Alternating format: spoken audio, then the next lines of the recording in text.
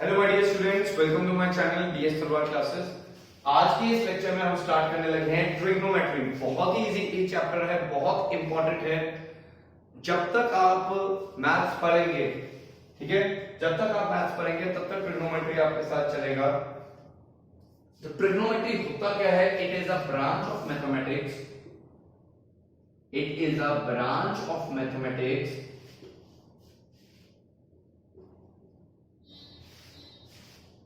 which deals with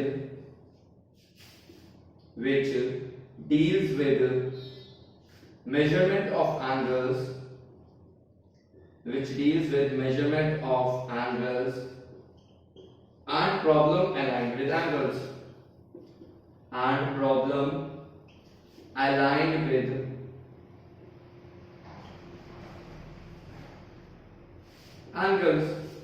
clear?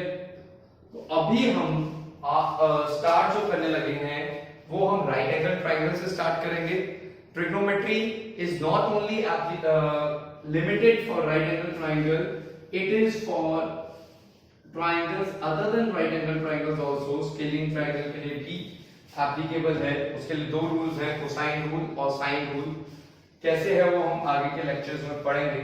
तो अभी अगर हम ट्रिग्नोमेट्री की बात करें राइट एंगल ट्राइंगल से डिस्क्राइब होके, तो फायदा क्या है, इसको पढ़ें क्यों? ठीक है, अगर सपोज करिए एक पर्सन है, एक बहुत ही लंबी बिल्डिंग है, उसके सामने खड़ा है, वो चाहता है कि मैं उस लंबी सी बिल्डिंग की हाइट फाइंड कर लूं। क्या एक यही तरीका है कि उस पे खड़े होकर उसके इंची टेप से नापे?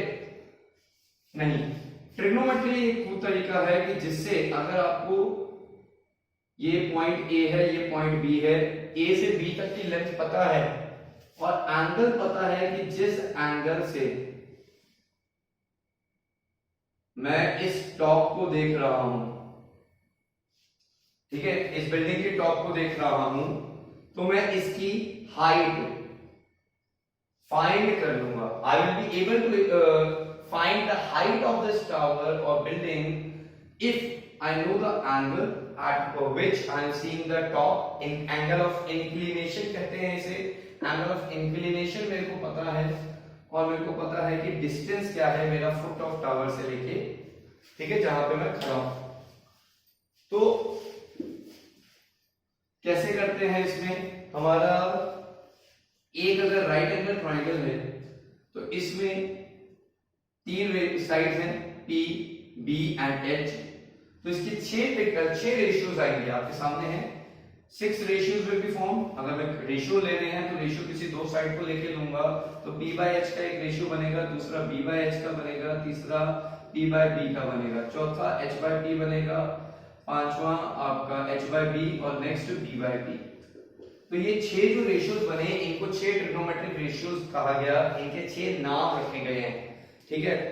तो 6 नाम जो हैं वो है जी साइन ऑफ एंगल ए, दूसरा कोसाइन ऑफ एंगल ए, इसको शॉर्ट फॉर्म में कॉस लिख लेते हैं, कॉस थीटा बोल दें, cos of cosine of angle theta, tangent of angle theta, cosecant of angle theta, secant of angle theta and cotangent of angle theta. तो sir इसको याद कैसे रखेंगे? बहुत ही सिंपल ट्रिक है। पंडित बद्री प्रसाद हर हर भोले। क्या है जी? पंडित बद्री प्रसाद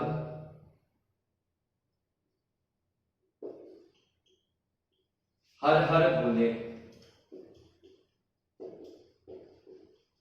और अगर इसको ज्यादा ऐड करना है, कर दें सोना चांदी तोले।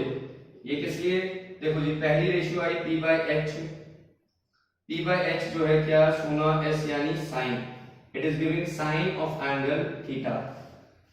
Another ratio is b by h, it is giving the cos of angle theta, and third ratio is p by b, it is giving tangent of angle theta. Now you will say sir अभी तो आपने 6 ratios लिखवाई थी, ये तो 3 ही बनी, तो sir बाकी 3 जो है ये इनके रेसिप्रोकल्स हो गए। आपके सामने देखो h by p क्या है, p by h का रेसिप्रोकल। तो हमारी जो बाकी तीन रेशियोज आ गई। कोसिकेंट ऑफ एंगल थीटा वो आ गया 1 बाय साइन थीटा, क्लियर। दूसरा सीकेंट ऑफ एंगल थीटा वो आ गया 1 by cos theta, and third is cotangent of angle theta, it is 1 by cot theta. Clear है, नोट कर लीजिए अच्छे से। यहां से और भी एक दो चीजें हम सीखेंगे। अभी क्या सीखेंगे, जल्दी करते हैं, नोट कर लीजिएगा। ठीक है, आपको ये पता लग गया कि एक राइट एंगल ट्रायंगल की अगर हम बात कर रहे हैं, ट्रिग्नोमेट्री हमने राइट एंगल ट्रायंगल से स्टार्ट कर रहे हैं। ट्रिग्नोमेट्री है क्या?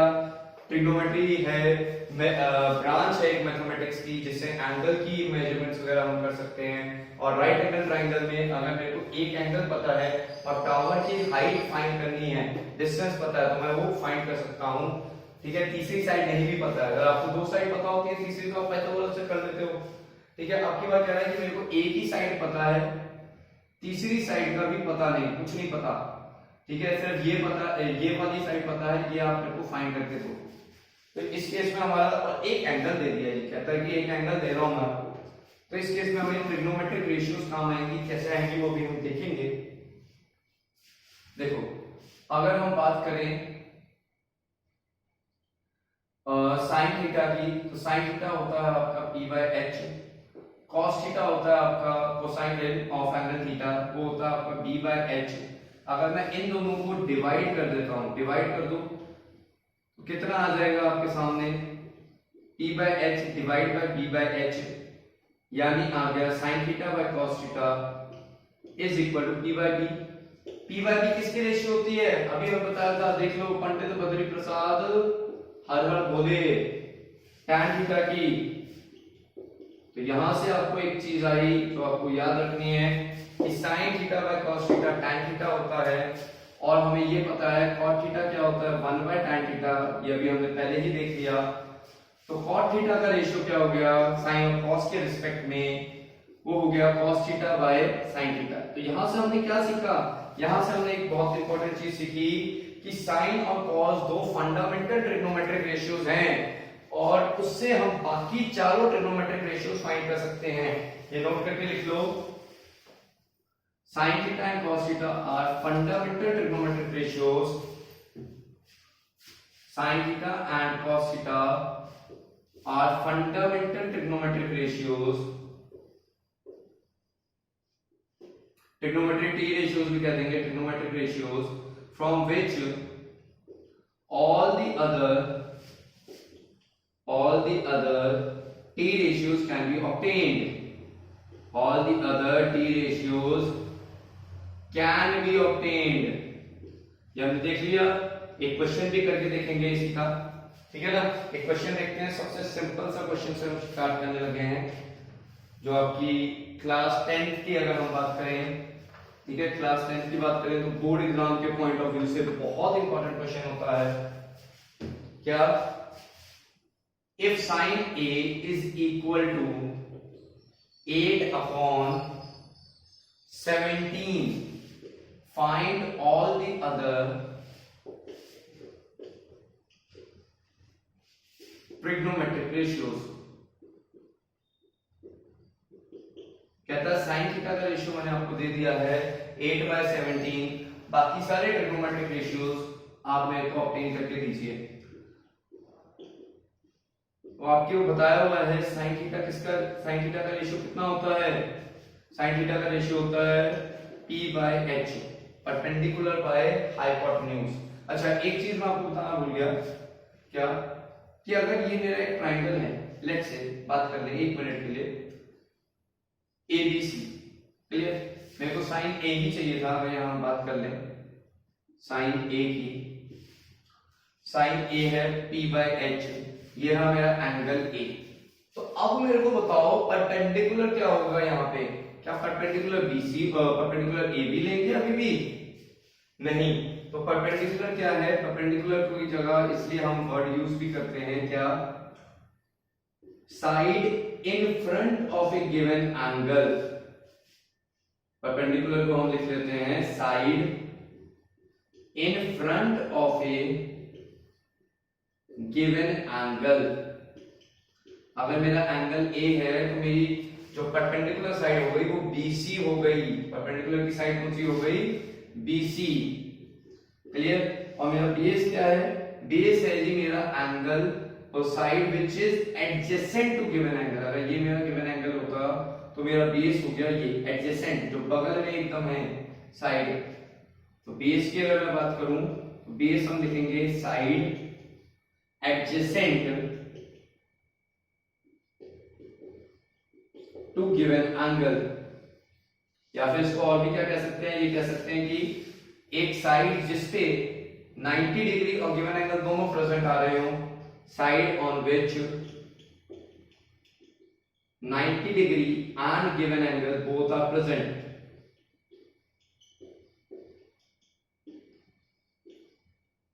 क्लियर। उसको हम क्या कह देंगे, उसको हम कह देंगे बेस। क्लियर। ठीक है, तो यहां आते हैं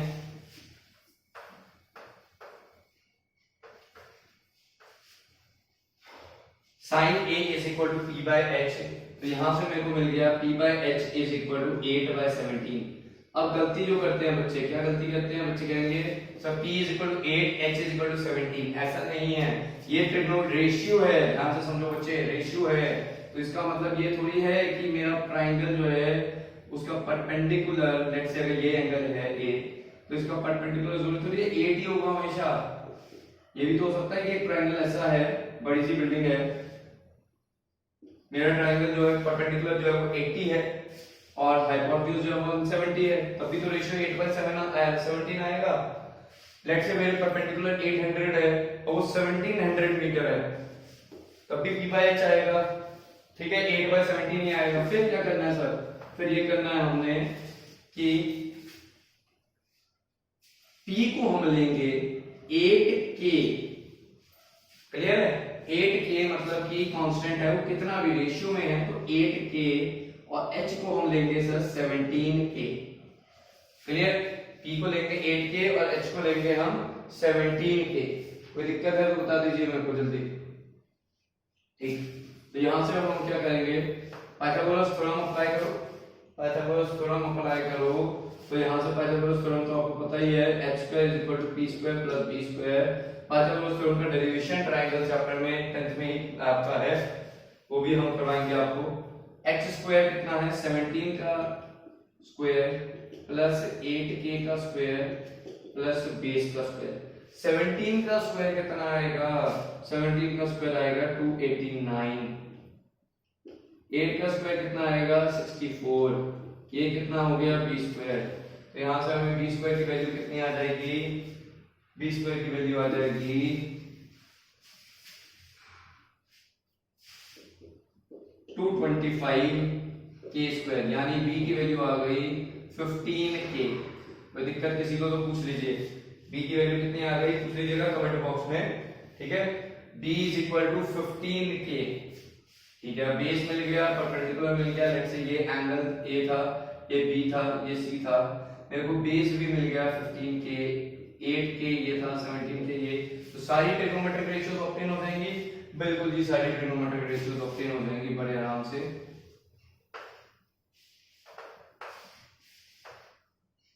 तो क्या क्या आ जाएगा, cosine of angle theta is equal to P by H is equal to 15k divided by 17k, mean to say cosine of angle theta is equal to 15 by 17। Next will be tangent of angle theta. Tangent of angle theta will be perpendicular to that of base 8k divided by 15k, 8:15. Sec of angle theta is equal to 1 by cos of angle theta is equal to 17/15, and cos tangent of angle theta is equal to 1 by tan theta. Tangent of angle theta is equal to 15/8, and last but not least cosecant of angle theta जो कि 1 by sin of angle theta है, यानी h/p है, जो कि आ जाएगा 17k divided by 8 के, मतलब कोसेकेंड ऑफ एंगल थीटा आपका आ गया 17/8। कोसेकेंड ऑफ एंगल थीटा आ गया 17/8। कोसेकेंड ऑफ एंगल थीटा आ गया 17/8। कोई दिक्कत है तो बता दीजिए मेरे को, ठीक प्लीज। तो आगे करते हैं, बेसिक सा क्वेश्चन था ये। अब ये क्वेश्चन करते हैं, बहुत ही अच्छा है, ये बहुत ही प्यारा सा क्वेश्चन है। क्वेश्चन क्या कहता है? कहता है कि sin theta plus cosec theta 2 है। if sin theta plus cosec theta is equal to 2, find the value of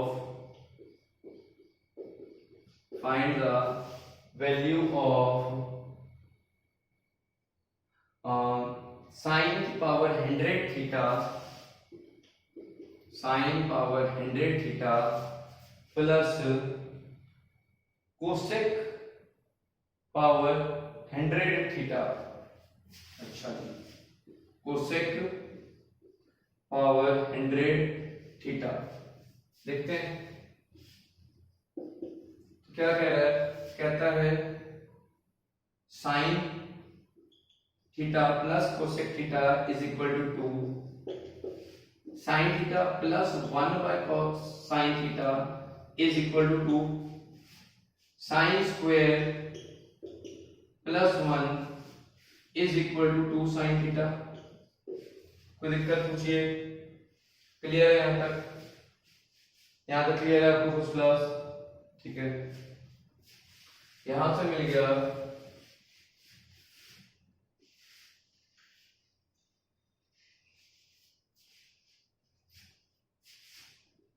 sign square theta minus 2 sine theta plus 1 should be equal to 0। Clear?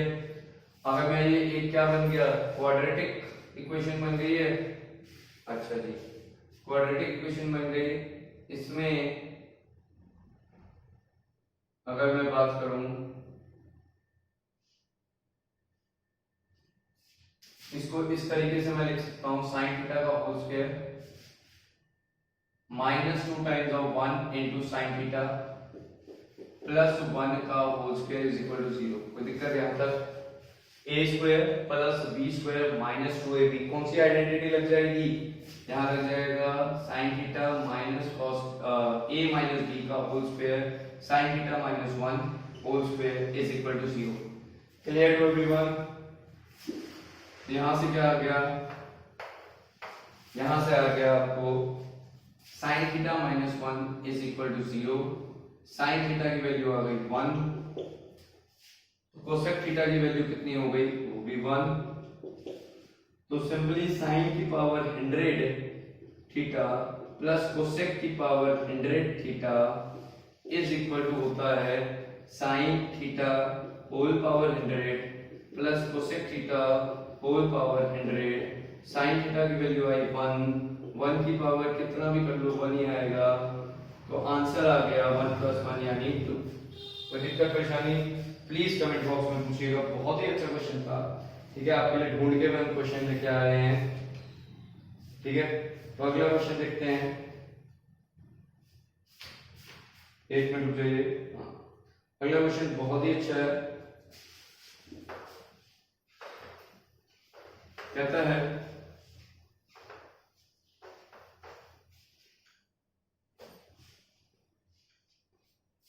कहता है कि एक ट्राइंगल है PQR, in triangle PQR, ये बना लो triangle PQR, right angle at PQR को right angle कितने पे किया है? कहता है Q पे, राइट एंगल एट Q। और उसमें साइड्स कौन कौन सी कितनी दी हुई है? कहता है PR की वैल्यू x + 2 है, PR is equal to x + 2 and PRQ is equal to x। ये ट्राइंगल है PQR, right angle at Q, PR की वैल्यू x + 2 है, RQ की वैल्यू x है, और हमें एंगल P जो है वो थीटा दिया हुआ है। और ये एंगल फाई दिया हुआ है। हमें बोलता है it's asking us to find first part under root of, एक ही पार्ट हम करेंगे, find under root of x plus 1 into cot theta into cot phi और थीटा इज cot फाई। तो देखने में क्वेश्चन कैसा लग रहा है कि सर क्या है, बहुत ही इजी क्वेश्चन है, कुछ भी नहीं है। दो साइड आपको दी है, तीसरी साइड आपको पता करनी है, तो क्या आ जाएगी x प्लस 2 का whole square is equal to x square plus pq का स्क्वायर, पाइथागोरस थ्योरम। तो यहाँ से क्या आ जाएगा a square plus b square plus 2ab is equal to x square plus pq square. We will get 4 plus 4x is equal to pq square. pq is equal to pq square is equal to 4 times x plus 1 and pq will be 2 times of under root x plus 1. कोई दिक्कत? pq की value आ गई। cot phi चाहिए, cot phi का क्या होता है ratio cotangent of phi, cot का होता है base by perpendicular.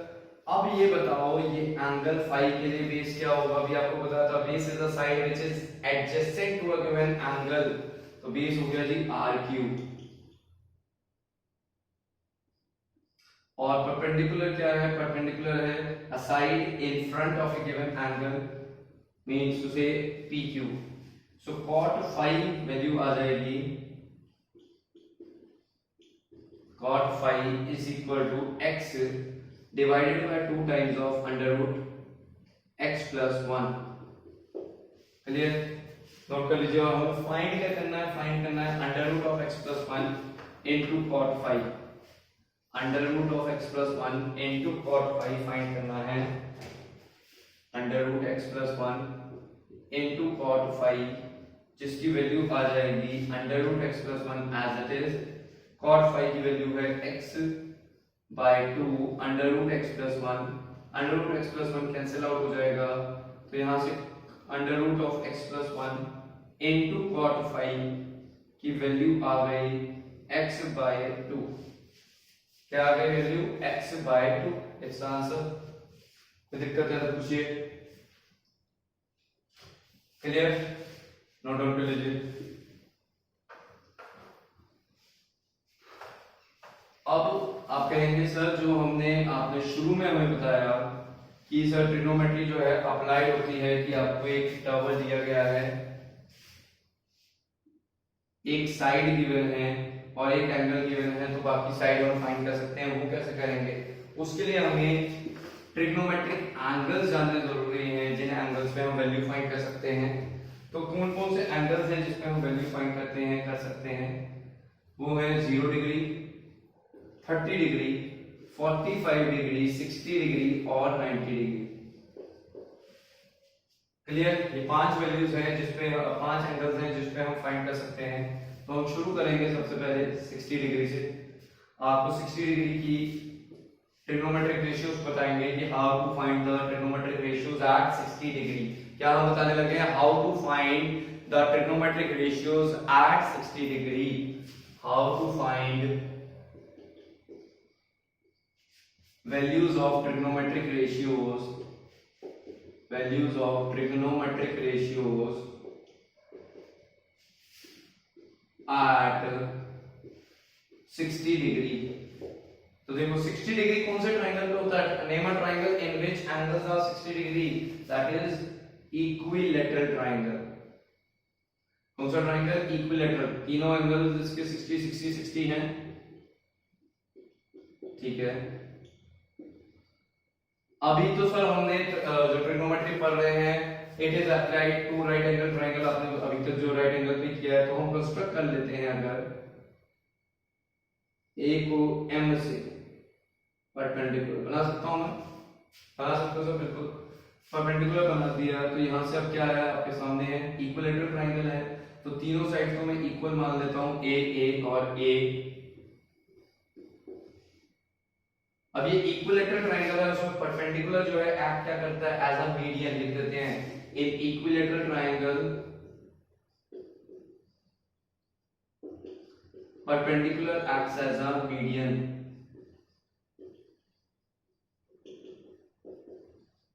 acts as a median। Clear? ठीक है, अब परपेंडिकुलर मीडियन एक्ट कर रहा है तो यहां से हमें क्या आ गया, bm की वैल्यू आ जाएगी सर a/2 एंड bmc की वैल्यू भी कितनी आ जाएगी, वो भी सर a/2 ही आ गई। ठीक है, bm is equal to a/2 is equal to mc। ठीक, तो अगर हम लेते हैं एक ट्रायंगल ले लें, कौन सा, अगर हम ट्रायंगल ले लेते हैं ABM, कौन सा ट्रायंगल ले लिया, ABM, मैंने एक ट्रायंगल लिया, तो इस ट्रायंगल में देखिए आप ध्यान से, ये रहा ट्रायंगल ABM, इसमें हमारे को 90 डिग्री दिख रहा है, एंगल 60 डिग्री आ रहा है। क्लियर है, एंगल 60 डिग्री आ रहा है, 90 डिग्री आ रहा है। BM की वैल्यू मैंने कैलकुलेट कर ली a/2, AB की वैल्यू पता है, AM की वैल्यू आप कैलकुलेट कर सकते हैं। हाँ जी बिल्कुल, आप AM की वैल्यू कैलकुलेट कर सकते हैं पाइथागोरस थ्योरम से। क्लियर, पाइथागोरस थ्योरम से आप AM की वैल्यू कैलकुलेट कर सकते हैं, जो कि कितनी आ जाएगी, वो आ जाएगा आपका a² is equal to a/2 का whole square plus am², hypotenuse square is equal to b square plus perpendicular square, we will be getting a² minus a²/4 is equal to am²।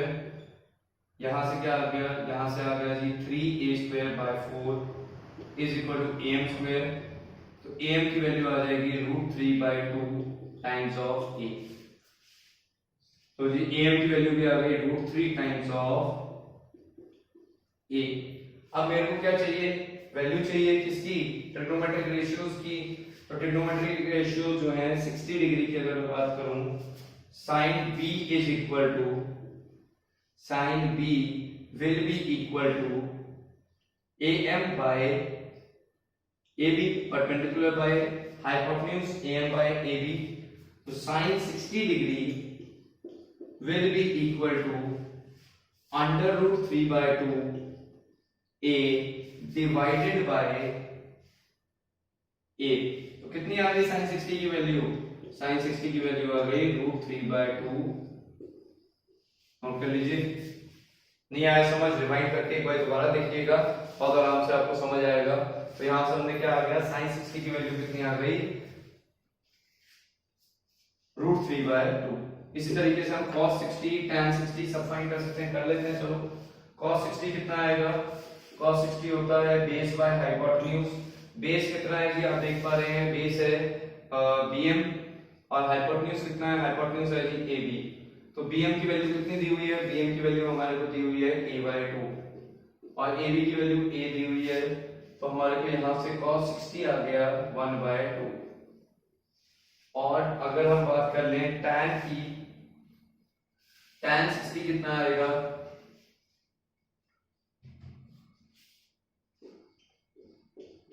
tan 60 हो जाएगा perpendicular by base am by bm √3/2a divided by a/2। Clear, तो यहां से कितना बनेगा देख लेते हैं, a से a कटा, 2 से 2 कट गया, तो tan 60 की वैल्यू आ जाएगी √3। ये आपको पूरा अच्छे से आपको समझ आ गया मेरे ख्याल से कि सारी ट्रिग्नोमेट्रिक रेशियोज को हम किस तरीके से कैलकुलेट कर सकते हैं। इसी तरीके से जो बची हुई तीन हैं उसे भी हम कैलकुलेट कर सकते हैं। कौन कौन सी, cosecant of angle theta, secant of angle theta and tangent of cotangent of angle theta. तो इसी के साथ हम पार्ट 1 वीडियो को इसको एंड करते हैं। सेकंड पार्ट में मैं इसके आगे जाऊंगा, हम कुछ क्वेश्चंस करेंगे जो कि हम आपको बताएंगे कि एंगल्स की, जो मैंने आपको बताया कि किस तरीके से हम फाइंड कर सकते हैं, वो मैं नेक्स्ट वीडियो में करवाऊंगा। Thank you very much, that's all for today. Please hit the like button and subscribe to my channel अगर आपको वीडियो पसंद आ रही है। Thank you very much, that's all for today.